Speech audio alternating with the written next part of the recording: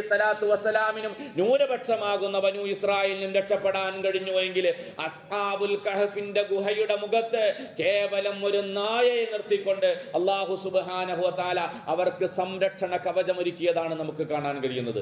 ഇത് കേവലം ചരിത്രമല്ല. നമ്മൾ മനസ്സിലാക്കേണ്ടത് അല്ലാഹുവാണ് നമ്മുടെ സംരക്ഷകൻ എന്ന ഉറച്ച വിശ്വാസം ഒരു സത്യവിശ്വാസിക്കുണ്ടാകുമ്പോൾ, അല്ലാഹു എന്റെ കൂടെയുണ്ട്, അല്ലാഹുവാണ് എന്റെ സംരക്ഷകൻ, അല്ലാഹു ഖദീറാണെന്ന് മനസ്സിലാക്കുമ്പോൾ, അല്ലാഹു അലീമാണെന്ന് മനസ്സിലാക്കുമ്പോൾ, അതിൽ നിന്ന് ഉരുത്തിരിഞ്ഞു വരുന്നതായ അല്ലാഹുവാണ് ഹഫീദ്, സംരക്ഷകൻ എന്ന ഒരു ചിന്തയും ഒരു ഉറപ്പും ഒരു സത്യവിശ്വാസിക്ക് കൊടുക്കുന്നതായ മനസ്സിന് കൊടുക്കുന്നതായ സമാധാനം അത് വളരെ വലുതാണ്. തങ്ങളുടെ ഈമാൻ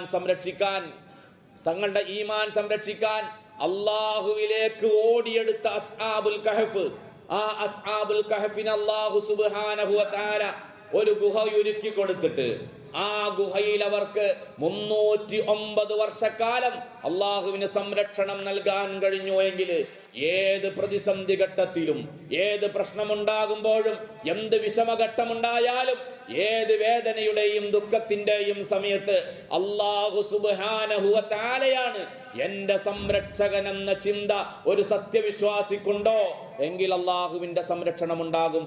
ആ രീതിയിലായിരിക്കണം നമ്മൾ അള്ളാഹുവിനെ മനസ്സിലാക്കേണ്ടത്. അള്ളാഹു തൗഫീഖ് ചെയ്ത് അനുഗ്രഹിക്കുമാറാവട്ടെ.